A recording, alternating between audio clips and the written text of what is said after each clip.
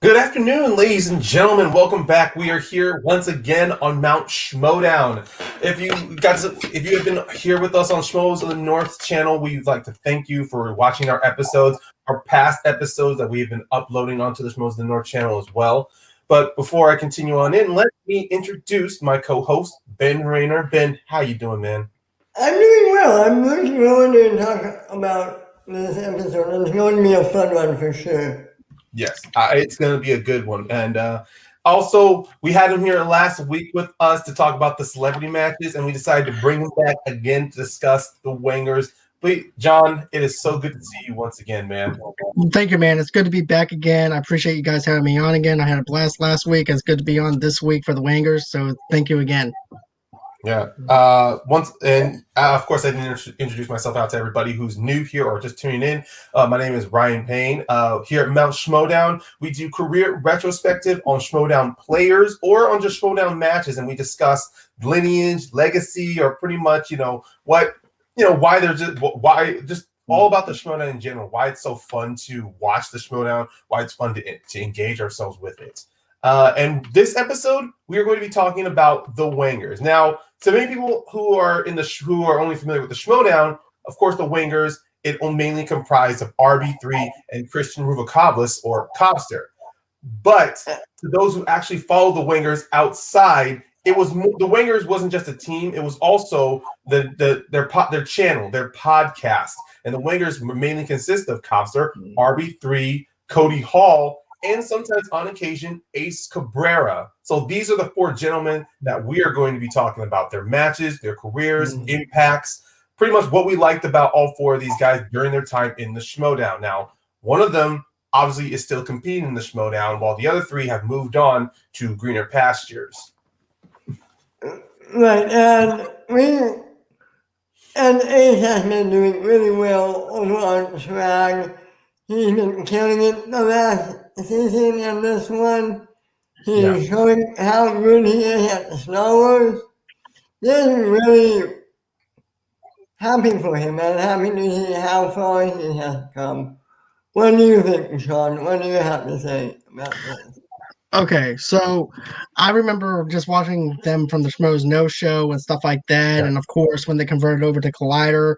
But I just remember having a good time with Cody and everything, especially when he used to do his Dobie impressions, and also like the stuff that, like, if Dorena was in the studio, they had like little bits with her and everything. It felt like family, to be honest with you. It felt like, you get to be entertained with your family for a couple of hours and everything. And then, that's what it felt like with me with the Wangers. It felt like family. It felt like your brother, 4 brothers that you have, and you get to spend time with them. And I love RB3. RB3 is the heart and soul of SEN Live at one point, and also of Collider Live as well. And he was just a phenomenal person altogether. He still is. And like you said, Ryan, greener pastures, he's definitely picked up a good career now. And everything else, but still, me revisiting them again makes me reminisce between old times again. And that's what it felt like with this. Yeah, it does. And speaking of, their time, like RB3 with SCN and Cody Hall and Cobster, they were definitely some great moments. They were like one of the funny best portions of Collider Live. People remember the Collider Live days. Whatever who was hosting, it was Christian, Roxy, Riley, or when they had Dorena on there, or with Makuga, they would always talk. They always had these great back and forth, like just conversations, or whenever Cody and Cobster would just jump in on a conversation these guys they were all having. So believe me when I tell you, they may have not have been like they may have not had a big footprint in the Schmoedown, But still, when you want to talk about Schmoedown as a whole, which is Schmoes Knows, Collider Live, and the multitude of podcasts out there that they had and shows, believe me, the Wangers they're kind of like the not the puppeteers, but they're kind of like the I'm trying to find a good analogy for them. Other than behind the scenes, they were kind of like the behind the scenes type of people, though. I mean, The engineering, Oz, but I'm like, no, right. they're not Oz. They're much better than that character. Well, I mean, you know what? I'll disagree with you on Cody on the men. Don't forget, Cody and Vancouver had that great fantasy update bit every right. match. Yep. And every match, it was something new, it was something fresh, it was exciting. And if you ask most of the fans of the Schmoedown, most people want that bit back. Yeah, season 7. Some people season 6, and even people thought with season 7 the new era, they thought they were going to get those fantasy updates back, and maybe people were also claiming for that again for this season, season 8. They all want that back. I mean, unfortunately, I don't know if it's going to be Makuga and Cody, but I would still like to see an original return back to the fantasy updates because it was just. I love the fantasy update stuff. That was just that good original flavor, like Ben said, and everything too. I definitely like that. I also like how Copster would go on ahead, add in his little jokes, his little flavor, and then you might have Josh McCouga that just pops in randomly to give his analogy and stuff like that. It was just good stuff and everything. And then let's not forget about the great rivalry between Ron the Professor and Cody Hall and the Wangers as his students. That was a great bit. I wish. Since we're like really discussing since we're like talking mostly about Cody right now, let's just get down into it with Cody Hall, one part of this Wangers team, this Wangers group, this Wangers family. I mean, Cody, is that little mini rivalry that led to his match against Lon Harris. But even then, he was with Schmoes Knows during their first early season. Like, he was there. He became the new intern after the Copster and JTE match. And even then, it kept burning on there. His first match was against Christian Harloff for the Season 1 tournament. I liked how Christian and Cody were definitely repping their Star Wars. Christian coming in with the Darth Sidious robe with the red lightsaber. Cody with the green lightsaber attacking a bystander on his way to the match. But yeah, those Schmoes Knows was like what John said. Days when the Schmoedown was just for fun. And you can see how they were just having fun, regardless if they got questions right or wrong. I mean, Christian, that's a different story when you see his match against Makuga. But even here, he was having a lot of fun in his match against Cody. He definitely did. I mean, you can tell that these three guys, they might, how do I put this? They might not be ranked the highest, but they're right up there having the most fun with like the Wildberries and Link to the Party. You can tell all these fun teams just like to bring the limited, just like to bring the maps, just like to bring the fun aspect to their Schmoedown. Yes. Yeah, the Wangers would kind of be along the lines of other teams like Only Stupid Answers or Wildberries, to where you weren't expecting barn burner matches, but you were expecting some entertainment out of them. Regardless if they were given like a snide comment or just a quippy line, they were just there, representing once again, to reiterate, the fun side of the Schmoedown. Like the idea like almost anyone can play. Exactly, and that's something that I really liked was it was just them sitting on a couch doing a movie trivia show and just having a good time. And matter of fact, I remember how tight that studio was. Yeah, that was like a small ass studio, and they packed a lot of people in there. Yeah, and I still remember Mark Riley with his Superman costume that he had on, this big bulky costume, and you can definitely tell that studio was actually hot in there though, because it looked like that he was actually sweating his balls in there. But Cody though, everyone else's costume. Just looking at those matches. I mean, just seeing Josh during the Kings match come dressed up like Bill and Ted, or Great Drake every time she came out for an entrance. With Mark Ellis, came out in that tight that skin tight devil costume. Seriously, Oh, yeah. you want to know someone who could have been sweating in that? That Ellis definitely could have been sweating in that. Definitely. But, I actually like that whole entire deal where you have the professor and Cody Hall going up against each other. I also like the bit Ben actually said, though, too, was the professor's like putting his hands into the engineering part. He goes, I know how to do this. I can run this better than you. And Cody's like this shy, kind of awkward kid, and he's like, no, I got it. I got this. I can do this. And the professor's like, no, I'm going to show you how to do this. I'm the professor here. I'm going to end up showing you the ropes, kid. And then they're going head to head in a trivia match. It was just perfect. I love that bit. That was an amazing match, honestly. Even the promo going on into where Lon, he's still like, I'm here to enlighten everyone. I'm here to show Cody the way to true film knowledge. And then Cody's just like, am I going to win?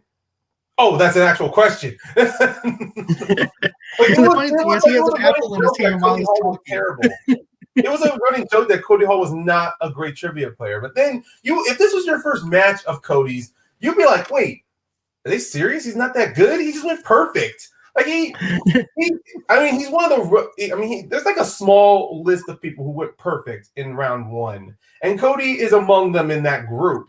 So sure, this is round one. It can literally mean almost anything. But even then, knowing that there's competitors out there that can have the knowledge to throw a perfect round, that tells me that they're not a slouch. And then of course, later on, he did exhibition matches, the Jurassic Park exhibition matches. He went pound for pound against Perry, honestly. Like, it was a very tight game watching those two just with Jurassic Park trivia. He knows his stuff. He knows if there was a Space Camp exhibition, he would ace that too. No pun intended. Yeah, no pun intended. But even then, Cody, he doesn't have the longest track record, obviously. He only did 2 singles matches, 1 teams match. But yeah, the one thing that everyone talked about, but here's one thing we should not forget about Cody.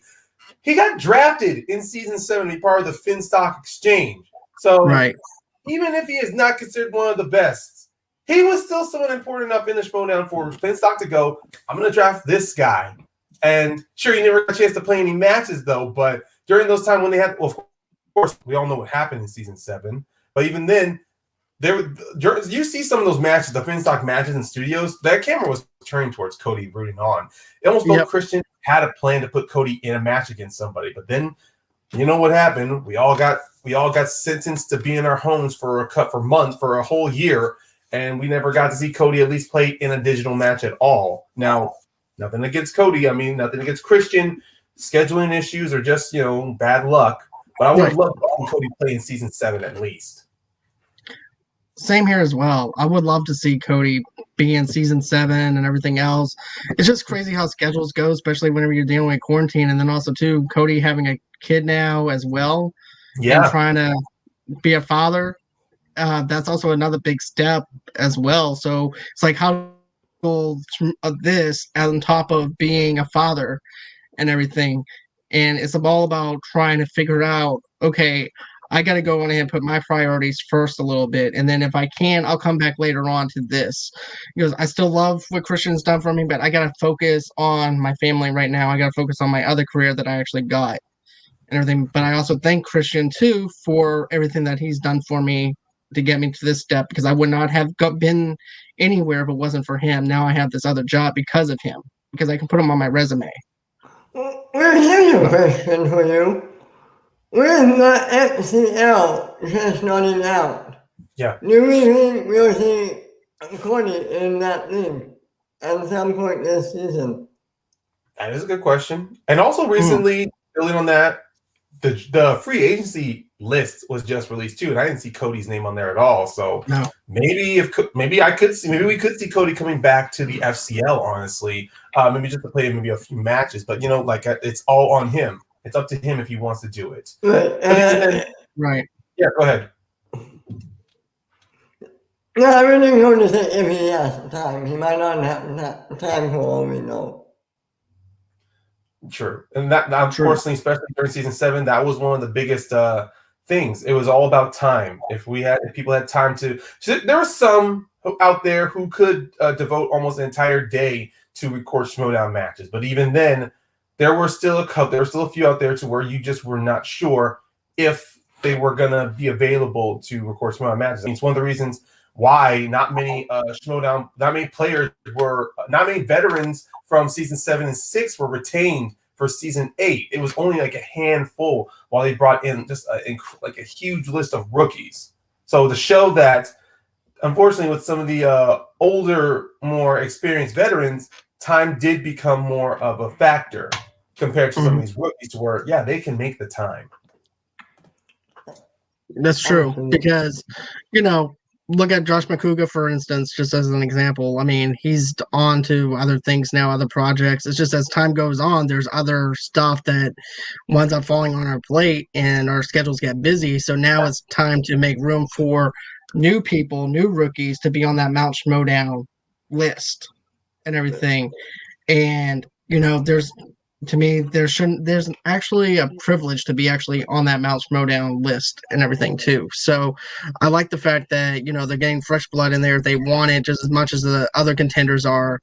And that's what I like about it. They're hungry for it. You can tell they're hungry for it because of the fact of just looking at the scores and stuff. Well, continue on that. Look at Adam Collins. He came in halfway last year, and I don't want to say he's not new Dan Miller, because Dan Miller is still playing and he's still a GOAT, in my opinion. But I can get what Adam trying to make that. No, keep going. I was just making a No, comment. I'm just saying, if Adam Collins continues, it's very new to see where he could end up in a few years. Yeah. That is true, but the Collins real test is going to be he had an incredible year last year without a doubt, and he could have had a couple of slips like in our previous episode when we talked with Brendan. If Brendan had been able to if Brendan was able to pull a victory in that sudden death, that would have been the end of Adam Collins' run. He would not become the champion. But Collins did. Collins definitely had close calls against Brendan Meyer. He had a close call, and definitely against Dan Murrell. Like that, both two matches that win the sudden death that literally could have gone either way for him. And now we're going to find out this season, like at the end of this month, can Collins defend the championship? Even if he does lose, it does not take away his streak that he had of 7 wins. I mean, it's unprecedented. It is something that may not even be replicated, honestly. That was true lightning in a bottle with Collins. And knowing what he's going to be doing later in the season with Deception, now that Deception is part of the mini teams tournament, Collins will have himself an opportunity to prove to everyone that his first year was not a fluke. Even though it's not true, there's still that that vocal minority out there that's going to say, yeah, you got lucky in your matches against these guys. Like luck may be a part of winning, but it had nothing to do with him knowing the answers. But I'm going to put a pin in that since we've had a good time talking about Cody. Let's move to the next portion of the Wangers, the guy that's kicked off all of this. That first match against JTI, or now JTE, and that's Christian Ruvacabla Cobster. That first match against those two really had to. I mean, it really is apples to oranges now. But still, if it wasn't for that first match of Christian and Mark going, you know what? Let's just put you two in a trivia match for the hell of it and see where that goes. We never really would have gotten the Schmoedown as it is. I mean, maybe Christian and Mark, they have said many times they've always thought of doing something like that, but it was all about the fanfare to that Cobster and JTE match that determined if they were going to move forward with it. Right. It's all about how the fans were going to receive it and if it was going to be good for them. Because, like I said, it's a business, but at the same time, too, they're trying to do something for the fans and trying to put these people in the right place at the right time. That's basically what he's looking for. He's not like, okay, I'm just going to randomly decide to put you in this match right here. He's like, okay, I have this person scheduled here. So I'm going to go on ahead and schedule you later on within a week to see how this actually goes. And I like that. I like the fact that he took his time to build on that rather than just throw them to the wolves and everything and just seeing what the fans thought. he teased it. He knew what he was doing. He placed them at the right time, and it was just lightning in a bottle. Whenever you look at it with the JTE match, and then you also look at the Copster match and everything too, because you're actually wondering, can these two go head to head with like John Roca? Can they go head to head with Mark Riley? What's the chemistry going to be like? And that's basically what they're looking at. They're looking at, okay, how much do these people actually know? Because they've been on a Schmoes Know movie show, they've been on Collider, but how much do they actually know? Let's test their knowledge, and that's something that I think I actually do appreciate from Christian for doing that. Yeah. Ben, how about you? Any thoughts about just before we even talk about that match, just the impressions as of following up what John and I have been talking about? It is amazing what had come from that one match. If we had not had that one match, do you guys think we wouldn't be here today? I don't know. I mean, yeah, like John said, it was a lightning in a bottle situation. Everything happened the way it was supposed to be, and because of that, we have this awesome league, what we have now, and it is really exciting to see. That is well said. Yeah, yeah. We were gonna get to that too, Leo. Yeah, Costner, he may not his match against JTE, even though it was kind of a funny, like it was obvious JTE was the more knowledgeable between the two of them, but even then, Costner, he was giving JT a little bit of traction earlier on, starting a couple of minutes. It wasn't until they got to that second round JTE took the whole thing home. And then, of course, with JTE, we got that famous Triceratops answer. I mean, if it wasn't for that simple slip up, Costner is clearly a part of one of the best moments of Schmoedown history with that Triceratops. And then him missing out on simple answers too, to which even Mark Gray and I think it was Tiffany Alicia. They were just going, Alicia. Yeah. I think even Makuga, who was there as their announcer for the Schmoes Know episode, like if you just go on the SCN playlist, JT and Costner's there, but the whole episode of Schmoes Knows is there playing. And even though I went to watch the match, I still went back to rewatch that old episode. It was so much fun. Just listening to Ken do the movie news was Bret Hart's theme was just so classic. Like it's literally like and I'm not 9 day, but it's like really a moment of era bygone. But yeah, I mean, other than the Triceratops, I'm even trying to remember JTE saying I'm fucking up on it. How did he say anything harder to say that and that seems harder than the actual word. Triceratops. Well, that's because he just didn't. It's just because GTEs. There's sometimes with people. I mean, with most people, you don't think about dinosaur names, honestly, or at least maybe he was because he was. I mean, I want to say maybe it's because of a bit of pressure, but let's be honest. I mean, he was pretty much dominating that match. I don't know. You know what it tells me? It tells me he wasn't a Power Rangers fan. You know, I think if you're a Power Rangers fan, you know that animal.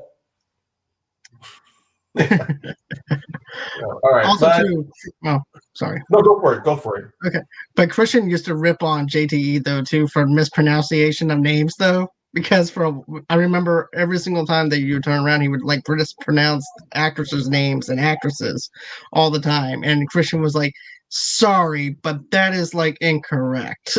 But I forgot what actors that he would actually mispronounce, and he goes, "What is that?" And he would hold up the board. He goes, "Nah, that does not look right." I remember a couple of episodes where he would just go on ahead and just make fun of JT just a little bit.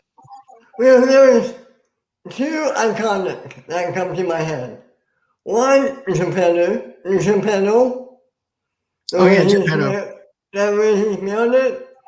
And the other one is from the free for all from it might have been 2 years ago. The bear shoe or the shoe bear. Oh yeah, I remember that one too. Oh, I'm getting a little fuzzy there. Go ahead, John. I mean, talk since you remember that one. I'm trying to put the details out of my brain. It's just another thing about the Geppetto thing. Basically, it's just him mispronouncing the names and everything again, and fictional characters' names, actors' names, and just butchering their names.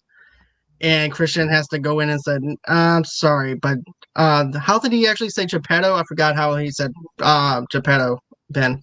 Well, I believe he wrote it out. Yeah, he wrote it out. Yeah, It was like, he wanted Yeah, out. yeah, it was Yeah. just the fact that he said that he got the name right. It was just the way he wrote it down. He was like Jeeito, and everyone else had the right name towards of Geppetto. And it was just like there's no. It was to them. It was like there's no chance in hell we're accepting that answer. No. I mean, it was like him during the free for all when he messed up the Jew bear. He was like the bear Jew. He says the Jew bear. See, even I messed up on that. It was one of those situations where you're just trying to pick it out of your head, and it's just kind of like, oh, it sounds right. No, it's the bear Jew. But moving on to that comment that Lee had brought about the B team. Yeah, Cobster, who Jesus Christ. I mean, it was like that was like a rare moment in that matchup, Team Champs versus the B team. That was, I mean, it was kind of fun, honestly, looking at that. I mean, seeing Ace, I mean, this, of course, this match, which we're going to transition into talk, we will talk about Ace later on, but this is one of those few matches where we get to see Ace compete in the Schmoedown. But of course, in season 7, everyone wanted, of course, we all remember, they wanted to make him Rookie of the Year, but he's like, oh, he's not a rookie. He played in the B team. And I'm like, did he though? Because he technically wasn't sitting down. He was just standing in the background, almost as if he was a third-string quarterback, waiting to give them answers. But yeah, that B team match going up against Team Champs, it was kind of funny because looking at how dangerous that Merlin and Riley are at that time of movie trivia, it did feel like having 3 men going up against them felt like a fair match because Cody's performance after playing against Christian, it made sense they needed an extra person on the desk.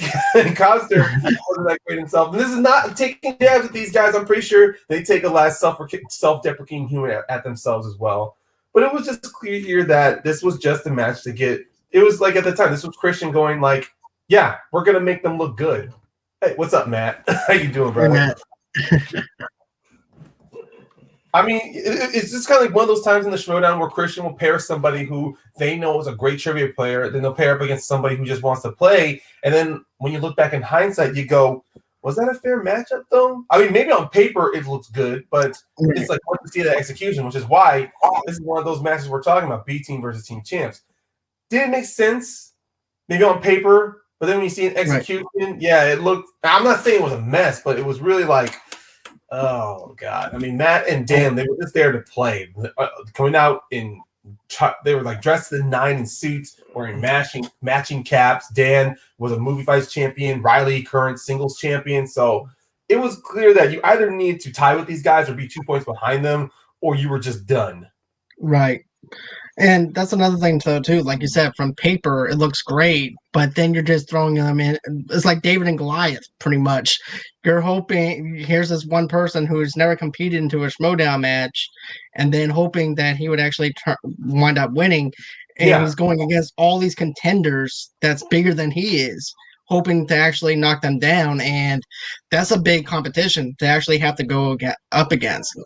That's ballsy for them to put it on paper. And then also too, the execution wasn't good, but I can actually appreciate the fact that you have someone who's never competed. It's like, okay, I'll give this a shot. I'll go on ahead and see what happens. Yeah. And even if he saw it on paper and he was like, oh, I'm going with Dan Merle, I'm competing with them. That's something that is huge. It's like, how do I actually win against these two? Now you have to think about strategy and trying to do the battle of the minds kind of thing. What's up, 50 Shades of Geek? I know that's in reference to the David Flincher. That's if anyone who's doing the rewatch, 50 Shades of Geek was on a stereo episode with Dagan and Corey. He did himself a bit of a stereo trivia match, a Schmoedown trivia match on stereo against a very good dude named Cooley High. I only got in halfway during that match, but it was definitely fun watching it. And that David Flincher, you'd have to watch. You have to go on stereo app, look for find Dagan and Corey, and then just look for that episode that they did. It says Cooley High versus Miss Cooley High versus 50 Shades. Match was very entertaining. Nice. But go for it, Ben. You're gonna say something. Yeah. Could you imagine if team champs continued on their path, and how would they play together in later seasons? Do you think they would have been any good, like in seasons 3 or 4? I do remember. I mean, their match against Top 10, it definitely came down to the wire where Top 10 got the upset. But if they had beaten Top 10, we could have seen, maybe they could have beaten Box Office Breakdown. We would have seen them versus the Schmoes for the championship. But even then, go for it. I really didn't go to that. It would have been interesting. No, I would look at it too. That's why I like when we look back at this stuff, we see these what if scenarios. Now, if the B team had beaten, I don't think there's a what if scenario if the B team had beaten team champs, unless Cobster, unless it was just not Riley or Merle's day. Maybe we could have seen something like that. But this is not to undercut or to, like I said, take shots at the Wangers. This is just where we just have to realize, looking at them, these guys were just there for the fun for them. They were there to give us the entertainment value. And even then, that match was very entertaining. Seeing Cobster lose his shit on Ace and Cody, just like, how do you even know it fly? Okay, it just hit me. You know who the Wangers are for Schmoedown? They're the Three Stooges for Schmoedown. No, that is a very good analogy, honestly. I do like that. They're the Three Stooges, but they just don't hit each other. They're just more of like they'll mentally take jabs at each other. Yeah, exactly. Right. Yeah, but then going up with Cobster alone, I mean, he did more than just play. I know, of course, now that the B team's over with Cobster, let's definitely move on to his time as a team with the team name of the Wangers, with him and RB3. And this is at that point we can talk about both Cobster and RB3, them working as the Wangers, seeing how they were during the early areas of the Collider era in season 3. First match, we definitely touched on this a couple times with the Wangers, because the three teams they played up against, 6 Degrees, Mega Powers, and Real Rejects, were all from previous episodes we did when we talked about Makuga, when we talked about That's a good one. Yeah. But what I was saying, yeah, we touched on the Wangers 3 teams matches because we talked about the Real Readers, we talked about Jock Makuga, and we talked about Brianne Chandler. So we touched on those matches then. But even then, we were only focusing on one half of that equation. Now we can actually talk completely about the Wangers alone, which is Cobster and RB3. And seeing their match, rewatching that match against 6 Degrees, I have to admit, it's a lot more competitive than when we were breaking down Brianne, though, because I was mainly looking at her performance and Stacy's and RB3's. But sure, Cobster, he slipped up on questions, but he and RB3 were kind of like doing good together. I do. They were like, I think, within a 2-point difference between them with 6 Degrees at the end of round 1. So, and then of course I think 6 Degrees they ended up winning the match. I wasn't sure if it was like TKO or was just a regular round 3 victory. But even then, it was surprisingly still very entertaining and in a competitive match to watch. It definitely was. Go ahead, Ben. Sorry. I think obviously has the knowledge. I think he even had the right manager last year with Winston. I think he gets really bad luck when it comes to questions and when it comes to the wheel. Yeah. And I can't remember him getting a good wheel slice. Maybe I'm wrong, but no. I mean, in their match against 6 Degrees, they end up accidentally getting musicals, so it didn't really benefit them as well. I mean, that was on the second spin they got musicals, and that's where Brianne and Stacy got some steals off of them to really, widen the gap when it came with the score.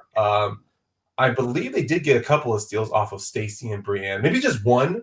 But even then, it was still kind of long to where in that match, RB3 was more of the heavy in that team, to where he was picking up the slack.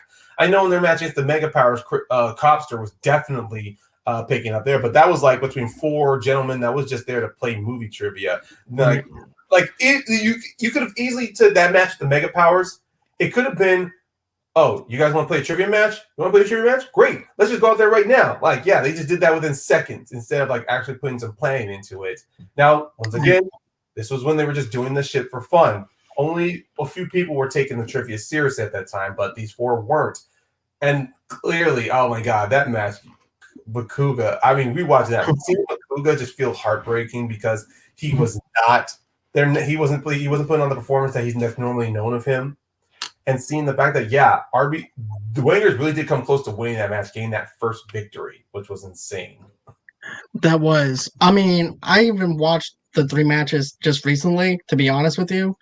And I have to admit, whenever Brienne Chandler and them stole, that's not just one time that they got something out of musicals. It was twice. There was one time with the multiple choice, and then after that, it was whenever it came down to picking the numbers out. And so it was to be one of them picked out one of the numbers that coordinates with musicals, and RB3 had to answer it. He's like, fuck it, I don't know I don't know it. And so therefore he missed that question. So it was like twice in one match they were hit with musicals. And then also 2, they did get maybe one steal off of Brienne, maybe 1 or 2, but they came so close neck and neck of winning that match. It just shows you how dominant they were. If they just went on ahead a little bit more instead of just giving him 3 chances to actually win something, come back from 0, I think they would have actually been strong. To build on that, I think that's one of the reasons why when it came to that retirement match against the Real Rejects, I really thought they were given the short end of the stick. I thought that all they needed was maybe just another match to turn their luck around. And even then, that's the only time that happened. I mean, within the team's area of a retirement match. Because afterwards, any team that got more than 2 losses, some of them either continued or they just ended them by their own choice. Which is Tough Beats was another one. Oh yeah, that's right. Tough Beats. I forgot. Wow. Speaking of Brienne Chandler, that was another match. But I think the retirement match was of a different standard to where because both Real Rejects and Wangers had 0-2 losses to where the retirement match kind of made sense. With Tough Beats, this is more of a situation to where Brienne and Stacy were the big heels, so it was like, oh, if Tough Beats loses, they're out. But even then, Tough Beats was on a bit of a losing streak as well. Right. Well, also don't forget, RB3 played against Garnet last season in the opener. Yes. There were one of the first 2 matches after the New York event. Yeah. That was a fun match, if I remember correctly, right? Yeah, it was. It was RB3. I say with RB3, he just like with a few others, he's good. He has great knowledge. I guess it was just once again questions just weren't lucky for him, or he just got a category that just wasn't within his wheelhouse. Like in his matches against Stacy and against Ben Goddard, he came very like. I mean, obviously he doesn't do great in round 3, but even then he still had within the knowledge to always stay within. Within 2 or in 2 or 1 or 2 points between his opponents. Yeah. Right. And then also too, I also remember when RB3 was flipping the bird over to Finstock and them too. That was also another thing that I thought that was funny. And also too, that was also the cause of the breakup with Finstock and also Josh McCouga as well. After that match, basically you had Josh that carried that whole match. Finstock didn't really do much, and Finstock winds up after they won. Finstock winded up saying, "Well, you know what? I'm just going to go on ahead and quit and leave you." So you actually have basically 2 teams that retired within one season. Within that one season, you had. That's true. That is very true. And I here's one thing I'm going to say. That match after the Mega Powers won, which was their 5-pointer, because if they missed it, the Wangers would have gotten that first victory. I kind of think that Finstock breaking up with Makuga, that was the plan if they had lost. Part of me thinks that maybe Finstock just did called an audible and like, I don't feel like continuing to play, so I'm just gonna break this team up now. And that's why that's why I feel like with the Wangers though, I do kind of feel like they were given a bit of an unfair advantage because Mega Powers won, team's done with. That should mean the Wangers should be given at least another opportunity to play again before they rejects. But that was in the first. That was in season 3. Probably that was just the end of their run. But going back on it again, just seeing how with RB3 in his matches, and but even then, he always did very well in that first round with Copster. I mean, of course, that was the back and forth. But then, like in that one match they had against the Real Rejects, when they were using whiteboards, he actually was doing a very good job. And then you've seen the match against Matt Nose, which went into a sudden death. He actually did a good job keeping up with Matt Nose, who was at the time a very strong team player in his own name. It was just like their first singles matches against each other. No, wait, never mind. Matt Nose played his singles match in season 3, but as I said, this was RB3's first time in a singles match. He did very good, staying connected with Matt Nose. I mean, he gets comic book movies, which I normally thought, because with some Wangers they do talk a lot of geek stuff. I thought that would have been something he could have easily nailed. He slips a little bit on a couple of questions going to multiple choice, but still, he keeps the lead very narrow to where it led to a sudden death. Man, that was like RB3, where it goes back to him. He's always so close, always so close. He's just never that lucky in the third round. Right, and also too, horror is also his other category that he's not very good in either, though, because as soon as horror is brought up, he's like, shit, I got horror again. So that's also another struggle that he was actually having trouble with. My question is this, like, if they were in this season, who would you actually put them on a team with for them to be mentors over them? Well, I thought the last season, him and Winston, I thought that would have been a very great mentorship. Yeah, him and Winston are part of swag, because it looked like he was just vibing well with them. I mean, if Ace had considered wanting to do teams, maybe I could have seen a mini Wangers reunion. But you know what? I'm gonna also it was Winston. It was always going to be Winston, but if it Winston, I could see obviously with Roxy. RB3. I mean, he's got great. He does some great stuff with Roxy on her channel, and I do believe that he also has. I thought I could have also seen him with Koi, because Koi gives great energy to his great support and energy to his players. So I thought him and Koi could have been a great pairing as well. Yeah. It would never happen. Can you see him as Shannon? I know RB3 can shit talk, so possibly.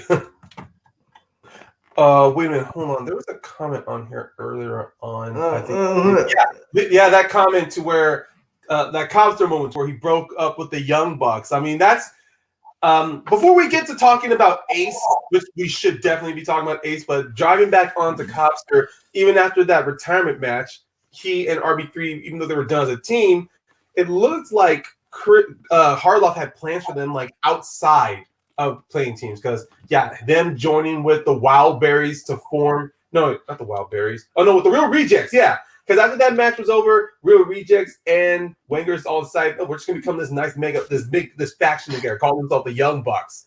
I thought that was fun. Like, I would have loved to have seen exactly how that would have gone, but with the Real Rejects and with John, they just didn't have the best luck in matches, because after that, the Real Rejects, they lost their match after the Wangers, and John lost his singles match. And then Copster does the moment where he just does the heel thing, and he just blows up on them.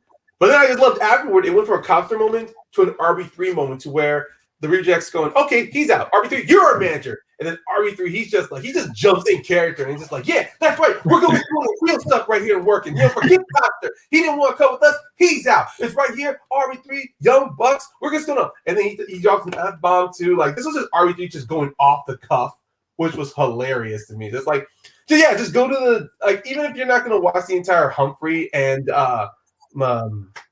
Draco match, even then, just RB3's little where he's trying to be the smack talking manager was fantastic. So we go. It was 4-7.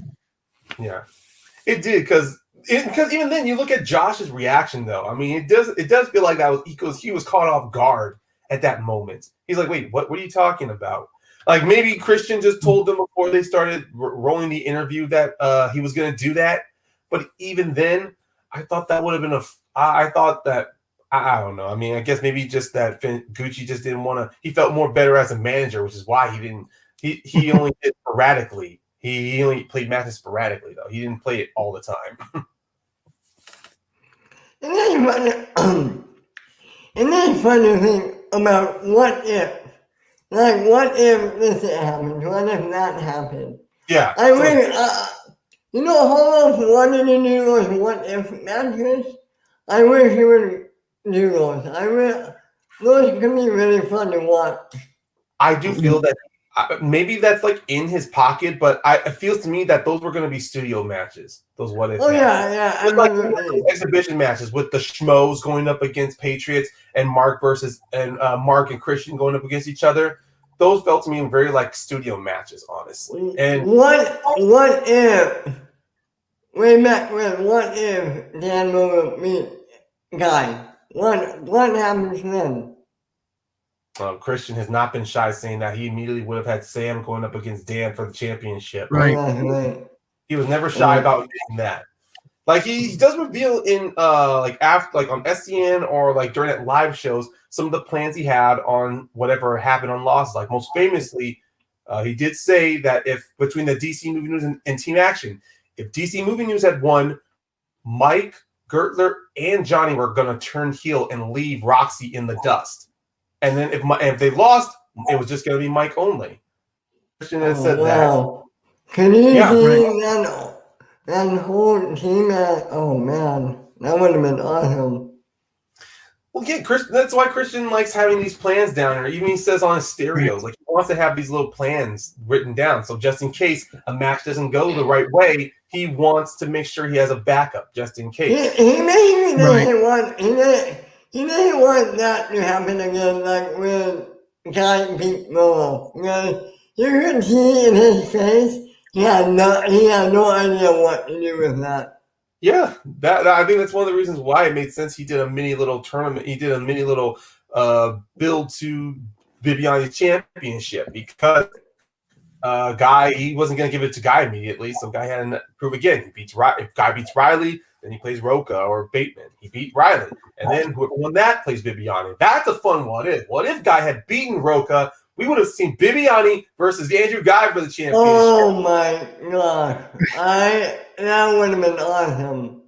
Yeah, so that is that's like good versus evil. The dark side versus the light side. Yeah, just imagine that Andrew Guy gets the championship before Ben Bateman did at the end of that season.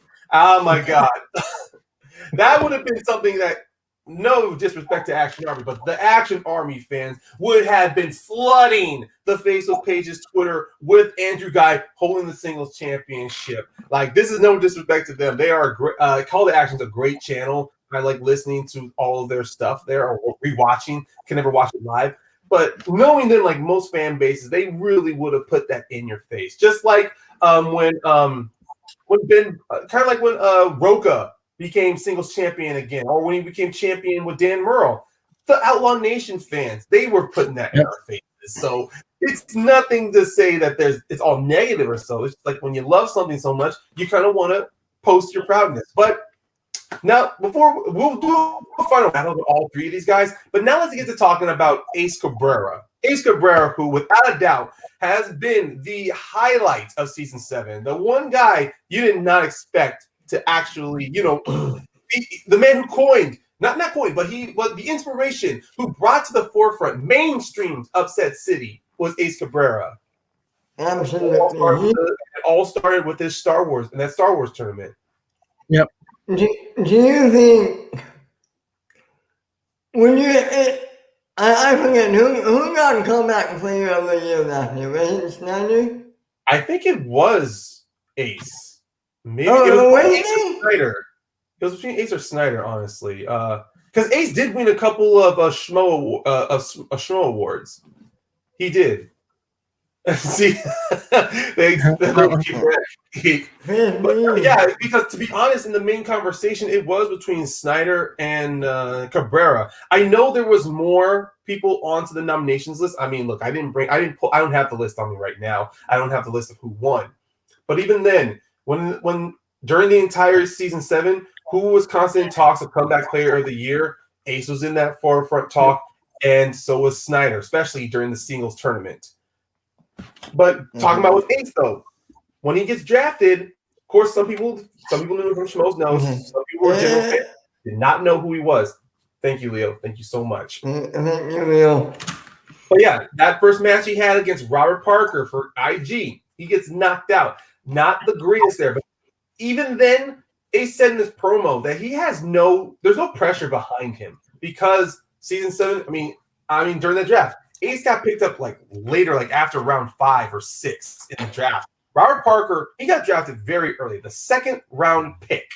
So it was obvious that the more pressure was on Parker to perform, while Ace, on the other hand, he just had to go in there, try to prove that he can hang with Parker. But then he ends up spinning. He gets I forgot what he gets in the IG match, but if it was Wizarding World, or was it but even then, or was it Middle Earth? Even then, Ace did not have a strong showing in that 2nd round, which led to that knockout. Oh no, he got the Wizarding World. Yeah, that's right. Thank you, Leo. Yep. The Wizarding World questions, they were no help to him at all, because I don't remember all those questions, but even some of them can throw you off to where Robert easily got those steals. Now, like, I'm not saying this is not taking shots at anything, but it was clear in IG, Ace was just there to play. But then Winston, puts him in. Ace tells Winston he wants to play Star Wars. He gets that playing match against Josh Kaveda. He wins that match. And that is where, and then his match against Ken Knapsack comes. Everybody obviously had Knapsack as the heavy favorite because man's an author, former Star Wars champion, that Iron Man match against Whitwer. They all look at these 3 things to why they put Knapsack over Cabrera. But question by question, Ace kept getting things right. Ken slipped up a couple of times. Ace did great in the 2nd round. Ace in that 3rd round, though. You gotta be kidding me. His 3-point question against Ken Knapsack. Was that the pumpkin ticket? No, I think that was against Laura Kelly. I think cannons are on the desk or are in the trench run during how many blasters or how many turrets was in the trench run of the Death Star? That was one of his questions in round 3 that he got. Oh wow!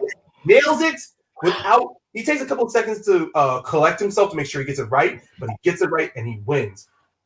I mean, before we keep going more in his matches, guys, just like Ace in general, just like from that IG match to the Star Wars tournaments, just your thoughts.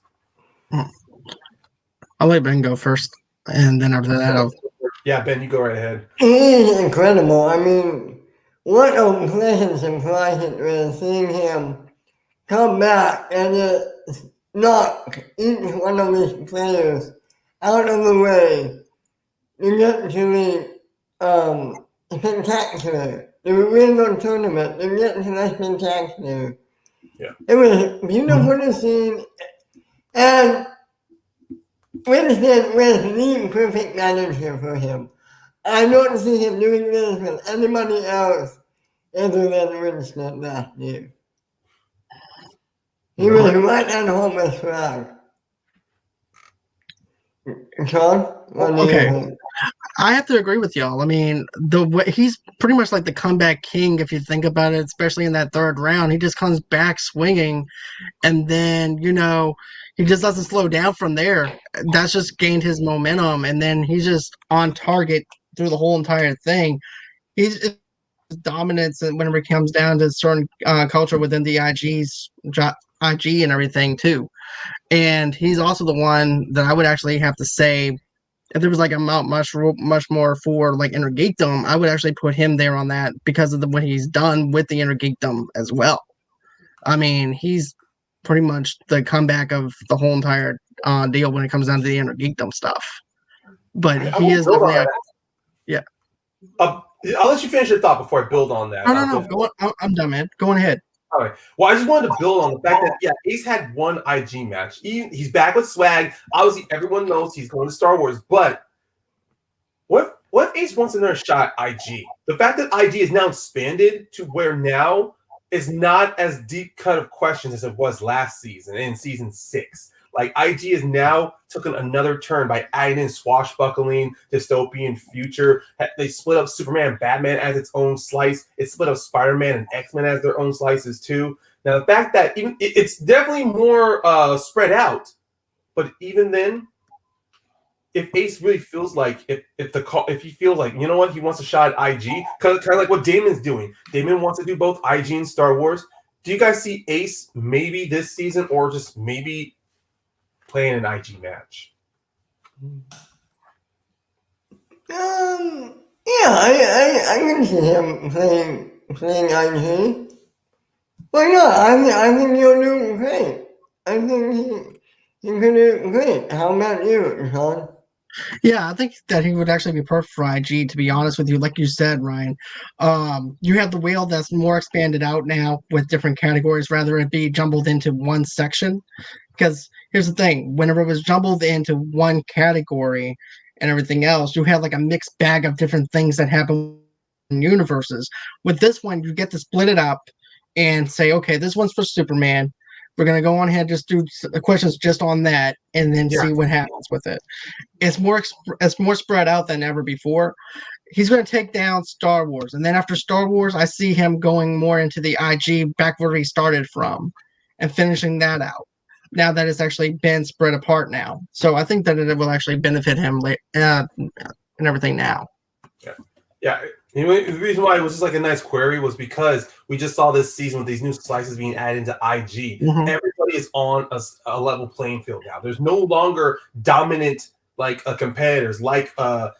Smith's not playing this season, so we can't tell. But we're not going to get another opportunity where Chandru is a dominant player. We're not going to get – we're on the more areas to where now any upset can happen. Like season 7, Chance was the upset player of the IG tournament. Now this season, we saw Mara, 2 years removed, comes back, wins the championship. We just most recently, that match against Damon and Barbarian, great match. And then also – Moses versus Swift, those new slices, they do add a certain they're kind of like a fork in the road to where IG was always like just a straight narrow road of movies to talk about. Those new slices are kind of like that fork in the road to where it is splitting it apart. What direction do you take on studying? What direction do you take on strategy? That's why I think Ace with these new slices would bring Ace into a better playing field to where maybe we can see more upset matches from him. Which is referring back to the Star Wars. And on one Leo's comment, he said on his match against Kaveda was, you saw in that play-in match, Kaveda was kind of struggling with the format to where, like in the second round, he challenged one of Ace's questions to, unfortunately, he lost the challenge on. And seeing then, he struggled in round 3 to where his 5-point question for one of his 5-point questions got challenged afterwards to where it solidified because Ace still won either way, but the score had to be changed. Because I remember Kaveda was at 17 and Ace was at 20. He hit a 3-pointer, which went to Ace, which was challenged. And then Kaveda misses his 5. But then they didn't change the score, though. The score was still the same way. Ace got like his 2 or 3-pointer. And then Josh, when it was 5, missed it and Ace won. But then later on, they had to rechange the score to where Ace still won the match. It was kind of like one of those after change they had to make because Ace made a challenge to one of Josh's round 3 questions. That almost felt like, looking back at it, it feels like it was just a small taste of what Ace was capable now. Seeing how he beats Knapsack, then seeing his match against Laura Kelly. Everyone wants to say, oh, Laura missed 1 question. Yeah, she slipped up. It was still on Ace to secure the victory because Laura did not miss a single question afterwards. And then when we see that match against Demolanta was the one who was ahead. Ace was still putting up a great fight, but it was just Ace didn't bet much in the 3rd round, which Demolanta did, and Demolanta got in the lead. And then you see him and Demolanta miss out on some speed round questions. Still, Demolanta was in the lead. It fell onto Demolanta to get that 5-pointer. And if Demolante had gotten that, he would have fought Damon. Now, I'm like, people who are going to be looking at this replay, I'm not trying to undercut Ace. I'm just saying that there were three, and I'm telling you, 3 opportunities to where Upset City would not have happened. And if you're wondering what that third one was, I would say possibly it could have been that match against Knapsack. Because look, Knapsack, he has the knowledge. I can't remember exactly where the tie could have changed. Well, actually, no, it did, because it did fell to Ace to get his question for the victory. So, just like that, Ace could have missed his chance against Knapsack. Ace could have missed his chance against Laura. And then Demolanta, if he had gotten that last question on the droid that assists EV99, that would have been him to win. So, it's just like that. 3 opportunities that Upset City was not possible, but it happened. Ace proved everybody without a shadow of a doubt that he is a great Star Wars player. And then, of course, his match against Damon we saw. That was where, unfortunately, the months and months of not playing Star Wars kind of got to him. That's what I feel, honestly. If this match had happened maybe weeks removed after the tournament, that could have been a different ball game, honestly. Yeah. Yep. I mean, yeah. He was incredible last season. What else can we say? But at the same time, those championship questions, they're difficult for a reason. Right. Yeah. Okay. Let's wrap up here and let's give our final thoughts on the Wangers in general, guys. Talk Cody, Cobster, RB3, and Ace. Ben, I'll start with you. Wrapping up with some final thoughts on all 4 of these men. They're just great. They're fun to watch. Even though they didn't play as many matches as anybody in particular, they helped form the league from what it was back then to what we have now. And I don't know if we would have the league as we have it right now without them. They're fun to watch, and they always bring the fun. That's something that I have to counter out with you too. I feel like it was great to actually have them. They knew what the game was. It was about friendship as well with the trivia and everything else. They weren't just in it for the trivia. They were in it for the friendship and building something with Christian as well. You can definitely tell they were friends. It was great back and forths with them and stuff like that. It was great to have RB3, Ace, and of course Cobster doing what they all do and everything. I respect them for everything that they do. They're just fantastic players and fantastic people altogether. Yeah, you guys really summed it up very well. With the Wangers, they truly show once again why playing movie trivia is why it's fun to play movie trivia. Why you can just come in there with great energy, with a great attitude, and still put out and still being able to provide great entertainment for everyone watching. And if one thing we can see that Ace had proved, you can still find a spot, a section of the Schmoedown for you to really show yourself as a competitor. Personally, for me, I think before we close out, if any of these guys had a secret strength, let's say, what division would you have seen either of these guys do great in, honestly? Because I kind of feel with RB3, even though he is a director in his own right, part of me feels that from some of the stuff he's done on First Cut and with the Wangers, I would have been very curious to see if he got to play IG this year. And I mean this year IG, not like IG, maybe like IG in season 4 or IG in season 8, where it's still like a very brand new setup there. I would have loved to have seen how RB3 would have done in IG. For me, I would have to go with Cobster probably for Star Wars. See what he would do with that. Just think outside the box a little bit, outside of the IG stuff. I think he would actually shine a little bit on the Star Wars side of things, especially since the game has actually changed a little bit since he was there last. I think it would actually be interesting. Interesting. Yeah, I think he would be good at it. I think it would be Cody Hall in IG. I think he would do really well there. Really well. I like that.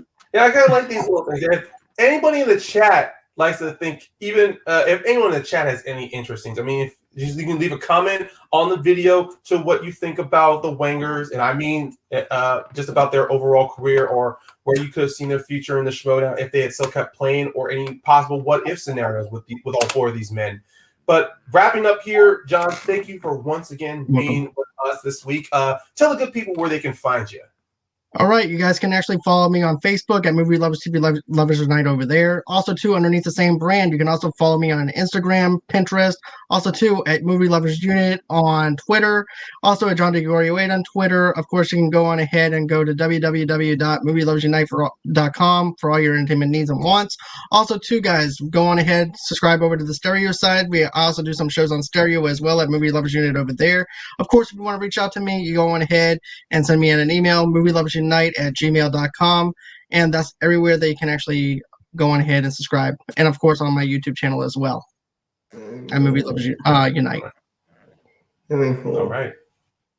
Ben, my co-host brother, where can they find you?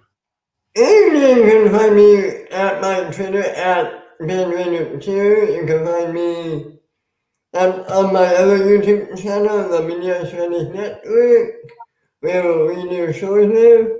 And you can find me right here every week. How about you? Oh, and please hit that like and subscribe button. Thanks. How about you, Ryan? Well, everyone can definitely find me here every Saturday with Ben and any new special guests we have here on our round table talking on Mount Schmoedown as part of the Schmoes in the North channel. But our old channel, Mount Schmoedown, is still open to anybody out there. We still have our old episodes that we were unable to bring on to Schmoes in the North, or you can go on there, take a look at some ones that we still have available. I mean, don't think we're going to be closing that channel down anytime soon, but the old episodes are still there if you guys want to check it out. You guys can also check me out. I co-host a wrestling podcast with one of my buddy, my co-host, and FCL competitor, James Shimo. It's called the Wrestling Ramblings and Rages podcast. We have it available on Apple, Spotify, on Podbean, and Anchor platforms. We record also our podcast over stereo. And if anybody follows wrestling, you guys know there's been some recent changes in wrestling news. So believe me, my buddy and I, James, we're going to be talking about that stuff. And it's definitely going to be changing the direction of our show in general. I say it again, the Wrestling Ramblings and Rages podcast. Check it out. We definitely have a time there. But closing out, ladies and gentlemen, thank you all for joining with us. It's everyone in the comments set who are there in the live chat. Thank you for being a part of this show as well. For finally closing off, for John, for Ben, my name is Brian Payne. This has been Mount Schmoedown. Thank you for being with us. Have a good one. See you guys.